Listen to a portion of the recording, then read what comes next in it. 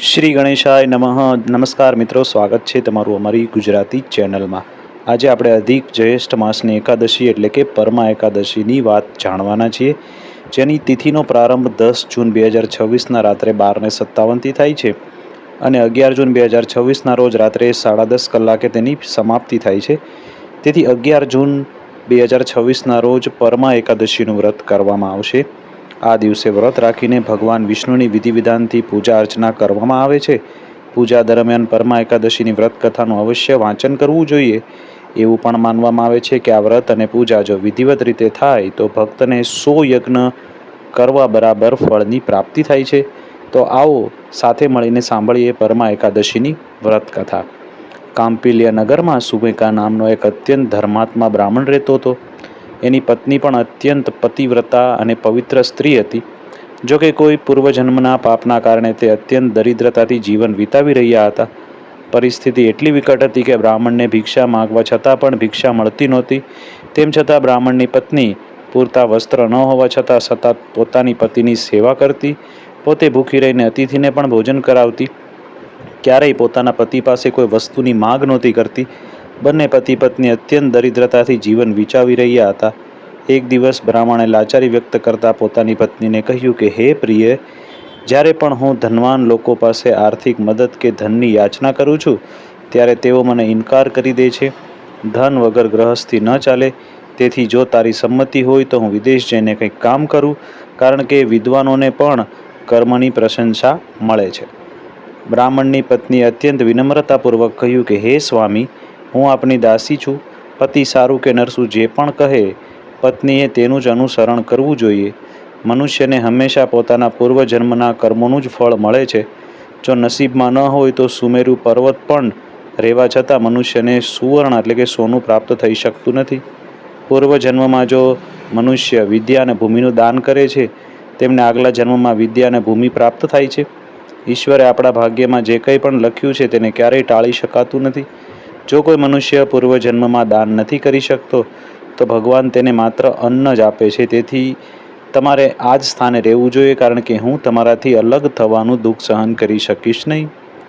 પતિ વિનાની સ્ત્રીની અને તેના માતા પિતા, ભાઈ, સસરા કે અન્ય કોઈ સગા સંબંધી પણ નિંદા કરે છે. તેથી હે સ્વામી, કૃપા કરીને તમે ક્યાંય ન જાઓ. આપણા ભાગ્યમાં જે કંઈ લખાયેલું છે એ આ જ સ્થાન ઉપર આપણને પ્રાપ્ત થશે. પત્નીની વાત માની બ્રાહ્મણ વિદેશ ન ગયા. આમ સમય પસાર થતો રહ્યો ને એવામાં કૌંડિન્ય ઋષિ તેમને ત્યાં આવ્યા. ઋષિને જોઈને બ્રાહ્મણ સુમેધા અને પત્નીએ તેમને પ્રણામ કર્યા અને કહ્યું કે આજે અમે ધન્ય થઈ ગયા. તમારા દર્શનથી અમારું જીવન સફળ થયું. તેમણે ઋષિને આસન અને ભોજન આપ્યું. ભોજન આપ્યા પછી પતિવ્રતા બ્રાહ્મણીએ કહ્યું કે હે ઋષિવર, કૃપા કરીને અમારી દરિદ્રતા દૂર કરવાની વિધિ જણાવો. મેં મારા પતિને વિદેશ જતા રોક્યા છે. અમારા ભાગ્યથી તમે આવ્યા છો. મને પૂરો વિશ્વાસ છે કે હવે અમારી દરિદ્રતા જલ્દી નષ્ટ થશે. તો કૃપા કરીને દરિદ્રતા દૂર કરવાનો કોઈ ઉપાય બતાવો. બ્રાહ્મણીની વાત સાંભળી કૌંડિન્ય ઋષિએ કહ્યું કે હે બ્રાહ્મણી, આ મહિનાના કૃષ્ણ પક્ષની એકાદશીએ એ પરમ એકાદશીનું વ્રત છે. આ વ્રત કરવાથી તમામ પાપ, દુઃખ અને દરિદ્રતા વગેરે નષ્ટ થાય છે. જે વ્યક્તિ આ વ્રત રાખે છે તે ધનવાન બને છે. આ વ્રત દરમિયાન નૃત્ય, ગાન વગેરેની સાથે રાત્રિ જાગરણ પણ કરવું જોઈએ. આ એકાદશીનું ધન અને સમૃદ્ધિ પણ પ્રાપ્ત કરાવે છે અને તમામ પાપોનો પણ નાશ થાય છે અને ઉત્તમ પ્રગતિ પણ પ્રદાન કરે છે. ભગવાન કુબેરે પણ આ એકાદશીનું વ્રત રાખ્યું હતું અને તેમને ભગવાન ભોલેનાથ પ્રસન્ન થયા અને તેમને ધનાધ્યક્ષનું પદ આપ્યું. આ વ્રતના પ્રભાવથી સત્યવાદી રાજા હરિશ્ચંદ્રને પુત્ર, પત્ની અને રાજ્ય પણ પ્રાપ્ત થયું હતું. ત્યારબાદ ઋષિ કૌંડિન્યએ તેમને એકાદશીના વ્રતની વિધિ કહી.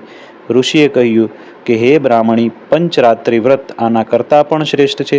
પરમા એકાદશીના દિવસે વહેલી સવારે નિત્ય કામથી નિવૃત્ત થઈને વિધિપૂર્વક પંચરાત્રિ વ્રત કરવું જોઈએ. જે મનુષ્ય 5 દિવસ સુધી નિર્જળ વ્રત રાખે છે તેઓ પોતાના માતા પિતા અને પત્ની સાથે સ્વર્ગમાં જાય છે. જે મનુષ્ય 5 દિવસ સાંજના સમયે ભોજન કરે તે સ્વર્ગમાં જાય છે. જે મનુષ્ય સ્નાન કરી બ્રાહ્મણોને 5 દિવસ ભોજન કરાવે છે તેમને સમગ્ર સંસારના ભોજન કરાવવાનું ફળ પ્રાપ્ત થાય છે. જે લોકો આ વ્રત દરમિયાન ઘોડાનું દાન કરે તેમને 3 લોકને દાન કરવાનું ફળ મળે છે. જે મનુષ્ય ઉત્તમ બ્રાહ્મણને તલનું દાન કરે તેઓ તલની સંખ્યા જેટલા વર્ષો સુધી રહે છે તેટલા વર્ષો વિષ્ણુ લોકમાં નિવાસ કરે છે. જે મનુષ્ય ઘીનું દાન કરે છે તે સૂર્યલોકમાં જાય છે. જે લોકો 5 દિવસ સુધી બ્રહ્મચારી રહે છે તેઓ દેવાંગના સાથે સ્વર્ગમાં જાય છે.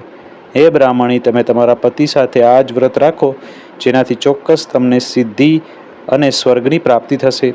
કૌંડિન્ય ઋષિના કહેવા પ્રમાણે બ્રાહ્મણ અને તેની પત્નીએ પરમા એકાદશીના 5 દિવસનું વ્રત કર્યું. વ્રત પૂર્ણ થયા પછી બ્રાહ્મણની પત્નીએ એક રાજકુમારને પોતાના ઘરે આવતો જોયો. ભગવાન બ્રહ્માની પ્રેરણાથી રાજકુમારે તેમને એક સુંદર ઘર અને તમામ વસ્તુઓથી જથ્થાથી ભરેલું ઘર રહેવા માટે આપ્યું. આજીવિકા માટે તેમને એક ગામ આપ્યું. આ રીતે બ્રાહ્મણ અને તેની પત્નીની દરિદ્રતા દૂર થઈ અને તેઓ વર્ષો સુધી પૃથ્વી પર સુખ ભોગવ્યા બાદ બંને પત્ની વિષ્ણુલોકના ઉત્તમ લોકમાં પ્રસ્થાન કરી ગયા. બોલો પરસોત્તમ ભગવાનની જય. તો મિત્રો, આ હતી પરસોત્તમ માસમાં આવતી પરમા એકાદશીની કથા અને પંચરાત્રિની વિધિ.